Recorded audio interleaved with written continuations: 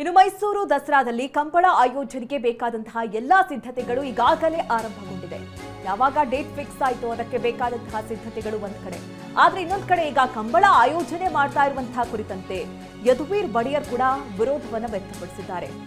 ದಸರಾ ಸಾಂಸ್ಕೃತಿಕ ಹಿನ್ನೆಲೆಯೇ ಬೇರೆ, ಕಂಬಳವೇ ಬೇರೆ, ಎಲ್ಲದಕ್ಕೂ ನೀವು ದಸರಾವನ್ನ ಜೋಡಿಸೋದು ಸರಿಯಲ್ಲ ಅಂತ ಹೇಳಿ ಮೈಸೂರಿನಲ್ಲಿ ಯದುವೀರ್ ಒಡೆಯರ್ ಹೇಳಿಕೆಯನ್ನ ಕೊಟ್ಟಿದ್ದಾರೆ. ದಸರಾ ಮಹೋತ್ಸವದಲ್ಲಿ ಕಂಬಳ ಬೇಡ ಅಂದಿದ್ದೇನೆ. ದಸರಾ ಕಮಿಟಿಯ ಸಭೆಯಲ್ಲಿ ಸ್ಪಷ್ಟವಾಗಿ ಇದನ್ನು ಹೇಳಿದ್ದೀನಿ. ಅಶೋಕ್ ರೈ ನನಗೆ ಯಾವ ವಿವರಣೆಯನ್ನು ಕೂಡ ನೀಡಿಲ್ಲ. ಕಂಬಳದ ಬಗ್ಗೆ ನನಗೆ ವಿವರಣೆ ಕೊಡುವ ಅಗತ್ಯವೂ ಇಲ್ಲ. ದಸರಾ ಸಂಸ್ಕೃತಿಯೇ ಬೇರೆ, ಇದು ಕರಾವಳಿ ಸಂಸ್ಕೃತಿ ಕಂಬಳ ಅನ್ನೋದು. ಅದಕ್ಕೂ ಇದಕ್ಕೂ ಜೋಡಣೆ ಮಾಡೋದು ಸರಿಯಲ್ಲ.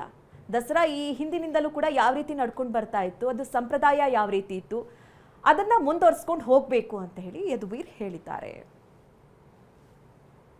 ನಾವು ಹೇಳಿದ್ವಿ, ಇಲ್ಲಿ ಮೈಸೂರು ನಮಗೆ ಭಾಳ ಕರಾವಳಿ ಭಾಗದ ಎಲ್ಲ ಇಡೀ ಸಾಂಸ್ಕೃತಿಕ ಕ್ರೀಡೆಗೂ ಕೂಡ ಭಾಳ ದೊಡ್ಡ ಗೌರವ ಇದೆ ಮೈಸೂರಲ್ಲಿ. ಆದರೆ ನಮ್ದೇನಂದರೆ ದಸರಾ ಸಮಯದಲ್ಲಿ ಇದು ಯಾಕೆ ಬೇಕು ಅಂತ, ನೀವು ಬರೀ ಇದು ಒಂದು ಹೊಸ ಆಕರ್ಷಣೆ ಅಥವಾ ಹೊಸ ಒಂದು ಪ್ರದರ್ಶನೆಗೋಸ್ಕರ ಇವತ್ತು ಮೈಸೂರು ದಸರಲ್ಲಿ ಸೇರಿಸಿ ಇದು ಯಾವುದೇ ರೀತಿ ನಮಗೆ ಅವಶ್ಯಕತೆ ಇಲ್ಲ, ಅನವಶ್ಯಕವಾದಂಥ ಒಂದು ಬೆಳವಣಿಗೆ ಅಂತ ನಾವು ಅಲ್ಲಿ ಹೇಳಿದ್ದೀವಿ.